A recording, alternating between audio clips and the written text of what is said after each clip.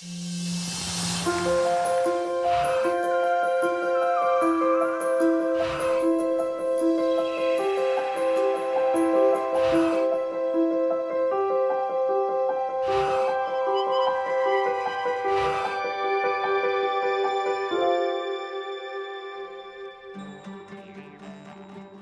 бүйірде қызса дебем өлеңім, бір ұйқыны бұзса дебем өлеңім.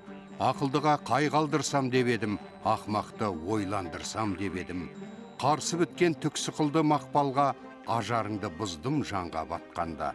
Ей өлеңім, қараулардан алыс бол, қайғысызға қан шоқсын жатталма. Жұмекен ақынның тұңғиығы бұл, өлеңін келешекке аманаттайды. Бәлкім, бүгінгі қоғамның кескін келбетін тым ерте аңғарса керек. Қайғысыз, қамсыз, ессіз жанға қоңыр өлеңін қорғылғысы келмеген болар. Ал өзі өмір сүрген ортада дәл осындай өткір шындығын жоғалтпаған. Тағдыры тар заманға тап келсе де, тұла бойынан қазақтың болмысы мен исан қып тұратын қоңыр өлең жазды. Жұмекеннің құдіреті де осы еді. Совет дәуірі кезінде еркіндік болды ма деген әңгімеге сиятын болсақ, әрине болған жоқ. Ол болмауға тиісті еді. Өйткені ол ғайыптан тайып пайда болған адамзат баласының басына берген бір нәубет болатын. Совет идеологиясы деген. Ол адамзаттың дамуына кедергі келтіретін нәубет еді. Дей тұрғанмен талантты адамдардың таланттылығы сонда сол қиын қыстау, тар жол тайғақ кешулердің өзінен жол тауып, қарда мұз өсірген сияқты, немесе мұздың үстінде алау жаққан сияқты шығармашылық деңгейлермен көрсете білді. Соның бірі Жұмекен ағай еді. Ақынның заманы қызыл өлеңнің буы бұрқыраған жалаулы кезеңге кіріптар еді. Сол кіріптарлықтан да жол тапқаны рухани тамырының тым тереңге бойлағанынан болар, айналып өтті.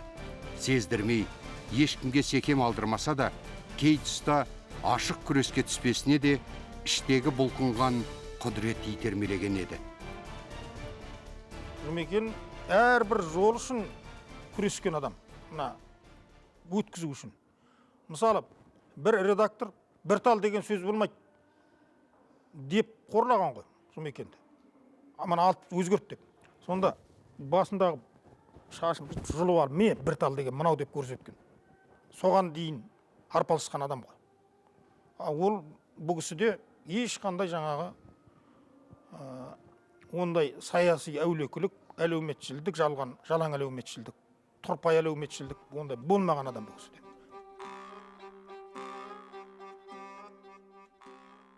Жұмекен Сабырұлы Нәжмеденов 1935 жылы 28 қарашада Атырау облысы Құрманғазы ауданында дүние есігін ашады. Атасы Нәжмеден Стамғазиевтің бауырында өскен бала Жұмекен өзінің ата шежіресі асыл тектіден тамыр алғанын сәби санасына ерте сіңіреді. Егер ол әйгілі Махамбетке жиен болмаса, Қартмамбет жыраудың ұрпағы болмаса, қазақтың қоңыр өлеңіне құбылыс болып енбес еді. Ол қоңыр өлеңге бүкіл қазақтың болмысын сыйдырған ақын. Бұл енді Жұмекеннің бұлай болмасқа амалы жоқ. Себебі ол Берлібай әулиенің ұрпағы. Берлібай әулие Қарасуды теріс ағызған, Дарияның арғы бетіндегі ауылды бергі бетіне көшірген ұлы ғылымның иесі болған әулие. Сол кісінің тікелей ұрпағы. Ол кісінің баласы Қартмамбет жыраудың ұрпағы. Мысалы, жыраулық аспаннан бүкіл ғасырлардың түнегін тіліп сілтенген алмас қылыш болса жыраулық. Сол жыраулықтың, сол алмас қылыштың соңғы сынығы Махамбет. Сол Махамбеттің Жұмекен туған нағашысы. Махамбеттің шешесі Қосуан Қартмамбет жыраудың қызы. Ал Қартмамбет жырау Жұмекеннің 5-ші атасы.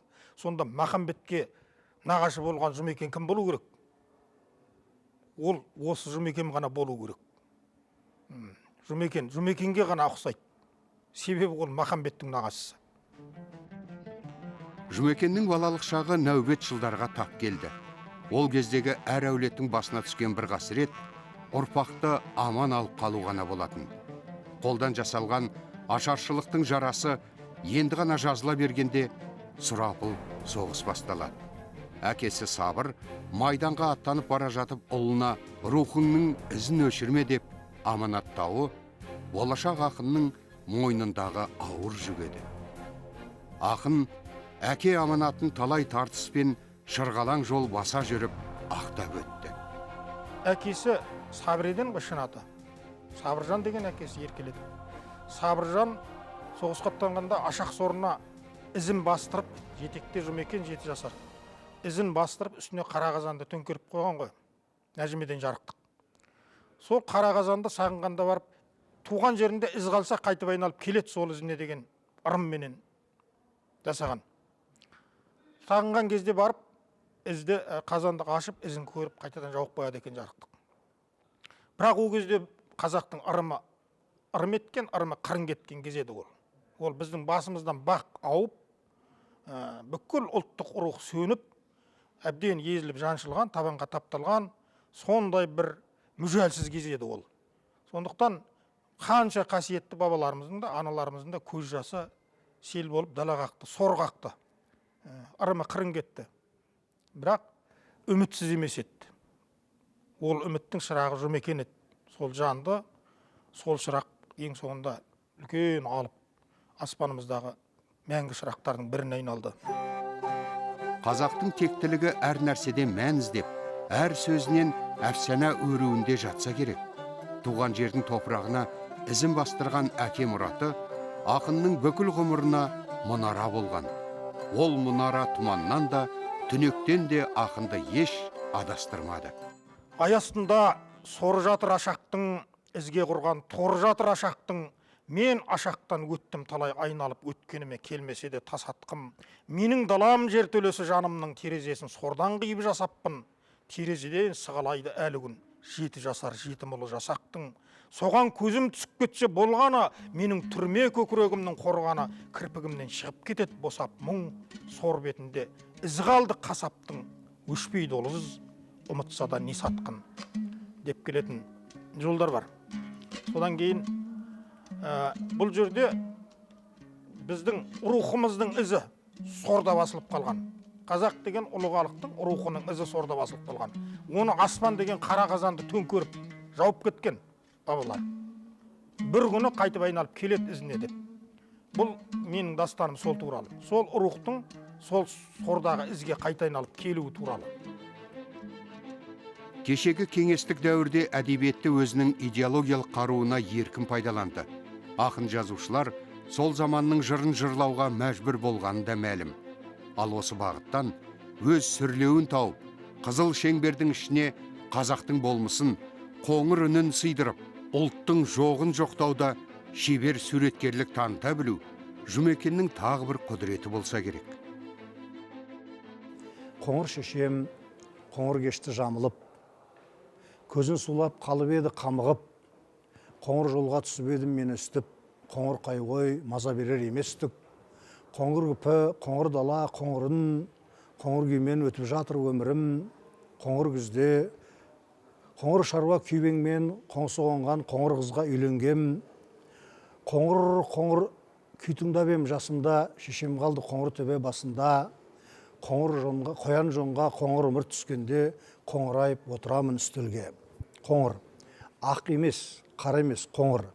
Бұл қазақтың өзінің түсі. Қазақтың төбе түркі, түлігі жылқы, түсі қоңыр, оның жеңілдігі көбіктей, ауырлығы табыттай. Бұл жерде мен бір өзім ойымнан шығарып ұйқас құрастырып отырғаным жоқ. Осының бәрі Жұмекен ағаның өзінің өлеңі.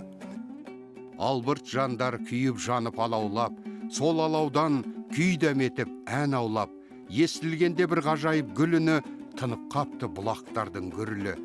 Бұлт қарапты қаһарланып тұлданып, жерге жарық түсірді екен күн нағып. Сол бір күннен қызыл ұрақ жүректі ақын депті бұлғалық. Асқар шыңдар жасырыпты бойларын, асығыпты ақылға арман ойға мұң. Ақын мұңды толды жаны ызаға, ол ызаны мен мынаны ойладым.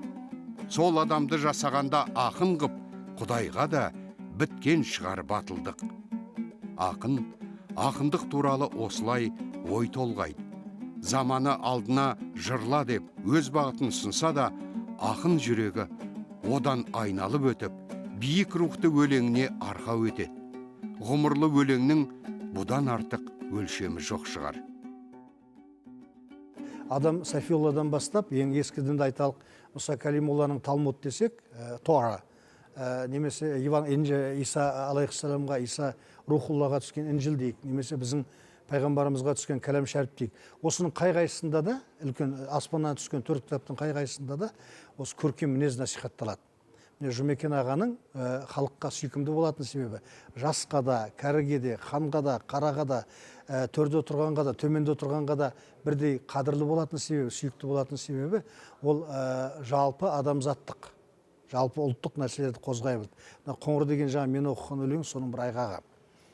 Мұндай ақындар өкінішке орай бізде өте сирек. Жұмекен Нәжмеденов әдебиетке кездейсоқ келген тұлға емес. Ол өзінің қоңырқай ғана ғұмырындай қоңыр өлеңге ұят пен арды, иман мен болмысты, бойындағы біте қайнаған қазақы ұғымы мен әкеліп қосты.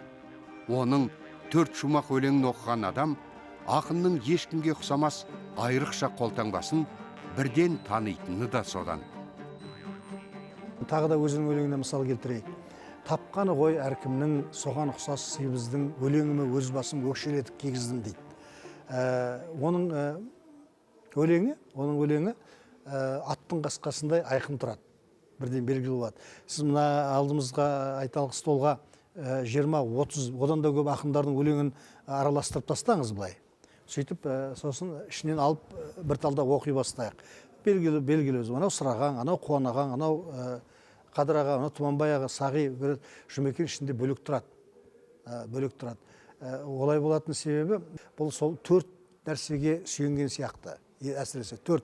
Өлеңнен 4 қабырға тұрғызған сияқты. Бір қабырғасы ұят, бір қабырғасы иман, бір қабырға обал, бір қабырғасы сауап. Ұят, иман, обал, сауап деген нәрсені бұл басты ұран етіп алған сияқты. Ақынның шығармашылығына үңілген адам даланың жүрегін көреді. Бәлкім қазақтың ұшы қиырына көз жетпейтін байтақ өлкесін жұдырықтай жүрегіне сыйдырып, 4 құбыласы тең өлеңмен өрнектемесе, ол сүйекпен біткен ақындығына адал бола алмас беді. Әр өлеңнен даланың иісі бұрқырап, қазақтың дүбірлі тағдыры шаң көтеріп, шауып бара жатқандай жүрегің де бірге тулайды. Бұл кісі қазақ деген халықтың саяси емес, моральдық портретін жасаған сияқты, меніңше. Сөзімді орайластыру үшін осыған бір өлеңін оқып берейін. Ол туған жер деген өлеңім. Туған жерің қай жерде де жаңа ақын, ол жерде де аспан мен күн болатын. Туған жерің қай жерде де бір келіншек күлегеш, қара жер деп жауап бердім сол емес. 10 жылдықты қайда оқыдың дедер бір мектепте деп толқыдым мен, оқытқанды өз ісіне ұсталар. Ауа райы қандай еді о жердің, жауатұғын жазда жаңбыр, қыстағар, бұлттар маңып жататұғын биікте, бар еді онда бұралқы итте, киікте, шөптің басы сыбдырлайтын желессе, барлық жерде дәл осындай емес пе? Міне дедім, енді дұрыс ұқтыңыз. Қайда да бар ойлы жігіт мықты қыз, отанның қай жеріне де күн мен ауа тарайды, қай төбенің аспаны да арайлы, қай төбеде туған ел деп мақтануға жарайды. Міне айрықшылық деген осы, айырмашылығы. Демек, қазақтың тарихы әлде біреулер айтып жүргендей кетісудің тарихы емес, ол келісудің тарихы. Қазақтың тарихы әлде біреулер жазып сізбен бізге дәлелдеп сіңіріп келгендей тарасудың тарихы емес, жарасудың тарихы. Өзі жырлағандай өлеңге өкшелі етік кигізген ақын қазақ поэзиясына Жұмекеннің жыры дейтіндей дара сүрлеу салды. Зиялы қауым оны әңгімешіл ақын дейтін де тегін емес. Оның өлеңінен сыршыл әңгіменің оқырман жүрегіне жол тартып, баурап отыратынынан болса керек. 4 шумақ өлеңге бүкіл өзінің тағдырын, халқының тағдырын сыйғызып жіберген ғой. Жұмекен өзі айтады, мен негізінде өлеңдерімді сюжетке құрам дейді. Мен талай баллада жаздым дейді. Баллада жазғанмын мен. Бірақ ағаларымнан, баллада жазып жүрген Қасым сияқты ағаларымнан, Ғали сияқты, Сырбай сияқты ағаларымнан қаймығып, өлеңіме әңгіме деп ат қойдым дейді. Анықтау үшін әңгіме деп. Ол бекер айтып отқан жоқ. Шында да оның өлеңдері, сюжетке құрылған өлеңдері әңгіме сияқты оқылады. Жұмекен Нәжмеденов 1971-73 жылдар аралығында Мәскеу қаласындағы Максим Горький атындағы әдебиет институты жанындағы жоғарғы әдеби курста білім алады. Мәскеу ақын шығармашылығының жаңа қырын ашты. Сол жылдары ол прозаға бет бұрған еді. Қалжыңды, юморды жақсы көретін адам еді. Мен қатырдым, мен кереметтім, мен шырқаушынға шығып кеттім, оламын демейді. Сюжеттері пышыраған, мен де жаздым үш роман дейді. Дей тұрған мен. Сол үш романда Совет өкіметінің қазаққа әсіресе жасаған қиянаттары өте керемет көрсетіледі. Бір мысал айтайық. Сейтмет Сақау романдағы соғысқа барды. Өзі алып денелі Қажы Мұқан сияқты адам. Бірақ онына кішкентай Колема, Костема орыс бар соғыста. Сол ылғи сабайды. Сейтмет адам әбден басылып қалған. Осындағы әңгіме сонда. Оның күші жетеді, ананы мыжып тастауға болады. Бірақ атаны қорқат жата береді, ана ұрса арқасын тосып тұра береді. Күндердің бір күнінде соғыс бітіп, Секең ауылға аман есен келді. Көңілі тасып жүрген кезінде әлдекімменен ерегесіп төбелесіп қалды. Араны сабап тастайды, төбелескен адам быт-шытын шығарып. Сонда өзі ойлайды, мен күшім келеді екен ғой біреуге де деп. Сонда айтатыны бар, егер қайта соғыс болатын болса, мен Костяның аузын бұзар едім дейді. Егер қайта соғыс болатын болса, мен Костяның аузын бұзар мен бұдан кейін дейді. Көрдіңіз бе, кеш келіп отыр. Бұл не ана қазақтың типтік бейнесі. Жұмекен прозасы туралы бүгінде ешкім діттеп біле бермейтіні тағы бар. Ал сол прозасы үшін өз уақытында сын мен даудың ортасында қалғаны бар. Өйткені оның романы кеңестік жүйенің шынайы бет бейнесін ашып тастаған, астарлы сөзбен түйреп өткен өткір туынды еді. Кейін бір налалы өлеңі шықты. Өкінішке орай мына 7 томдығына кірмей қалыпты. Мен де өлеңді бастап ем имансынды. Ақшағылым құм еді солғым сусып, біреулердің көзіне құйған сынды деп. Қандай ауыр сөз. Ақшағылым құм еді солғым сусып, біреулердің көзіне құйған сынды дейді. Ол ешкімнің көзіне құйған жоқ. Көре алмастықпенен керек болатын болса прозаиктер біздің егілімізге түсіп кетті дегендей. Ұрып өрік алып, ол не қылған, міне әлі есімде, мен бала болсам да сол кезде оқыдым Жұлдыз журналынан Жұмекенге қарсы, прозасына қарсы мақалаларды. Мынау кілең Сейсмет Сақау, сақал сатым Сақау, анау жынды, анау мақау кілең, сонда есалаң адамдарменен қалай біз неміс фашизмін жеңдік. Сондай біздің жарқын қоғамымыздың адамдары сондай бейшара күйде суреттеп, біздің социалистік қоғамға күй жағып отыр деген әңгімелер айтылған Жұмекен туралы. Мен 7-ші класс оқып жүргенде оқыдым осыны. Ал енді сол мысалы Даңқ пен Дақпырт дейтін 3-ші романы не туралы екен, кім туралы екен, бір ауыз әңгіме айтылған жоқ. Қандай керемет тұңғиық шығарма, бұл Шәмші Қалдаяқов туралы роман.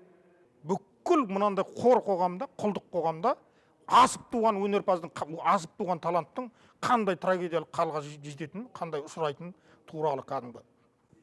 Ол ерекпем ол. Сол әлі танылған жоқ қой. Жұмекенді тану үшін үлкен дайындық керек дейтін пікірдің бір ақиқаты тіпті тереңде жатыр. Кезіндегі талай цензурада өлеңнің әр жолына қадалған уақыттың жандайшаптары ақынға тұсау болғаны анық. Бүгінгі күні оқырманның әдебиеттен жырақтап бара жатқан дәуірде Жұмекеннің шығармалары өзінің тұңғиығын еселеп, құндылығын нығайта түседі. Ал оны тану, есті оқырман үшін үлкен қазына екенін де ұмытып бара жатқанымыз шындық. Соңғы 20 жылдықтарда біз дамуымыз кенжелеп қалды. Осының көптеген объективті және субъективті себептері бар. Сондай себептердің біреуі, бәлкім бірегейі, ол өзімізден бұрынғы шығармашылық иелерін дұрыс игермеу. Мысалы Жұмекен ағайды игермеу. Ат үсті, атан қомында жүрдім бардым, сиыр шақтатып, сыдыртып өте шығу. Оған ол көнбейді.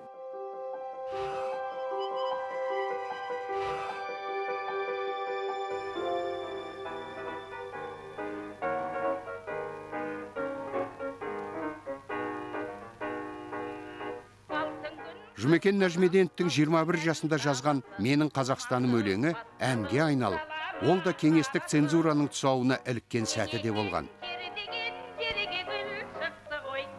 9 жылдың аяғында «Менің Қазақстаным» деген әнді жазуға тура келді. Оны енді қазір қалай деп түсінуге болатынын болмайтынын мен білмеймін. Кезінде біздің мынау терістіктегі солтүстіктегі 5 облысымызды целинный край қылып бөліп жатқан болатын. Целинный край қылып бөліп жатқан кезде сосын жұрт шуылдап, бұл қалай орыстар бөліп алайын деп жатыр, мынау солтүстік облыстарымыз деген шу шығып, айқай шығып сөйтіп жатқан болатын. Сол кезде Қазақстан, менің Қазақстаным деген деп жазған ұран әніміз еді.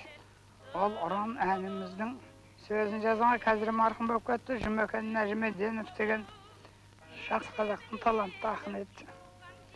Ол Жұмекен екеуміз бірге оқитын едік, ол домбырашы жігіт еді, консерваторияда оқыған.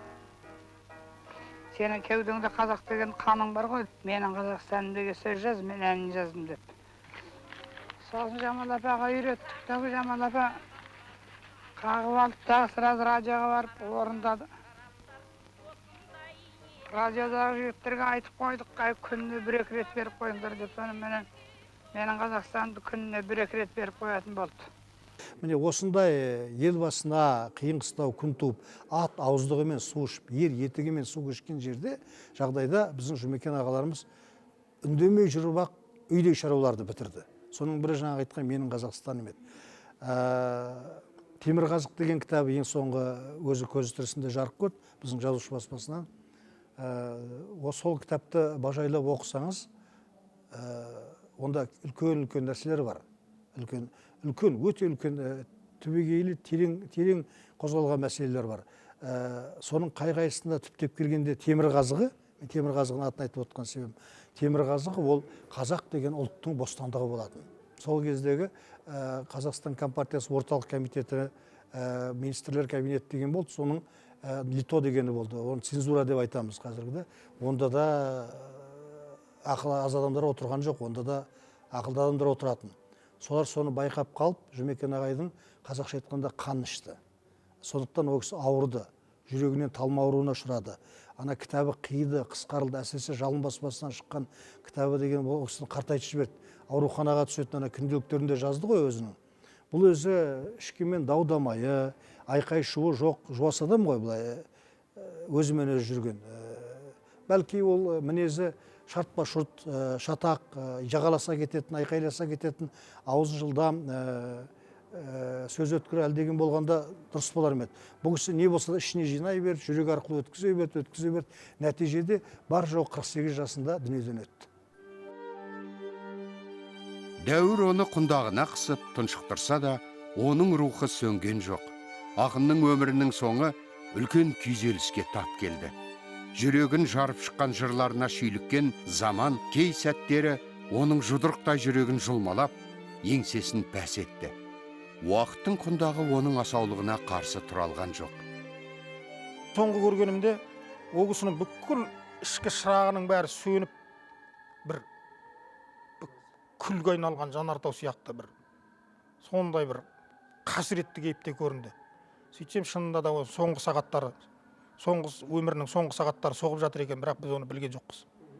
Жұмекен ағай шіркін-ай, тағы бір 40 жыл өмір сүргенінде, 30 жыл, 20 жыл өмір сүрсінші, қандай керемет дүниелер жасайды еді. Мен ойлаймын, оның келесі этап, келесі бір жолы да, Next Destination деп жатады ғой мына американдықтар. Менімше ол проза болар еді. Прозаға бұл кісі керемет жаңалықтар әкеледі. Жұмекен поэзиясының тағы бір құдіреті төгілген күймен үндестігінде. Ақын қазақтың күйлерінің көпшілігіне өлең арнаған. Домбыраның қоңыр үніндей өзінің қоңыр өлеңі бір тұтас әлем екенін аңғару қиын емес. Оның ішкі өлеңдердің көбін адамдар түсінбей қалып отыратыны, ол ана бір жолмен екінші жолды ұйқастыра ұра бермеген. Оның әрбір жолы бірімен бірі ұйқасып кетіп отырған. Әрбір жол бірі көтеріп, бірін-бірі ашып, бірін-бірін бояуын қанықтырып отырған жолдар. Сондықтан да Жұмекеннің жасап кеткені бізге ұзақ жылдар азық болады. Және біздің мақтанышымыз, және бізді қазақ деген халықты осы жер басып жүргенді мен де қазақпын деп жер басып жүргеніңді Абай қалай дәлелдесе, Махамбет қалай дәлелдеп тұрса, ол тұретінде. Жұмекен де солай дәлелдеп тұр. Ақынның жүрегі даланың жүрегі. Рас, қоңырқай күн кешіп, тар заманның жүрегіне салған салмағын, наласы мен жаласын көтере алмаған сәттері болған. Өзі жырына қосқан найзағарадай, бір қалыптан өзгермей, болмысы мен шындығын жоғалтпаған күйі мәңгілік сапарға аттанып кете барды. Оның тағдыр жолы құдіретті өлеңіндей күрделі. Осының бір өлеңінде айтады: қалың бұлттың ар жағы ашық бекен, мойның созып қарашы найзағара деп. Ал ол қалың бұлт не еді ол? Ол қалың бұлт әрине жаңағы ұлы жыраулардың үні, азаттық үні. Тек қана Құдайға құл болу үні, қазақтық үні. Ол Жұмекенді биологиялық тұрғыда өлтірген, мысалы, Жұмекеннің қасіреті, ұлттың ертеңіне деген қасірет. Шөгіп сол қайғы, шөгіп езіп келіп, оның жүрегін екі рет жартты. Артында іздеушісі бар, тәуелсіз елі бар ақын енді мәңгілік ғұмыр кешеді. Биыл ақынның туғанына 80 жыл толған мерейлі сәті үлкен деңгейде аталып өтуде. Жұмекеннің құдіретті поэзиясы келер ұрпақтың да заманымен құрдас болар ұлы поэзия.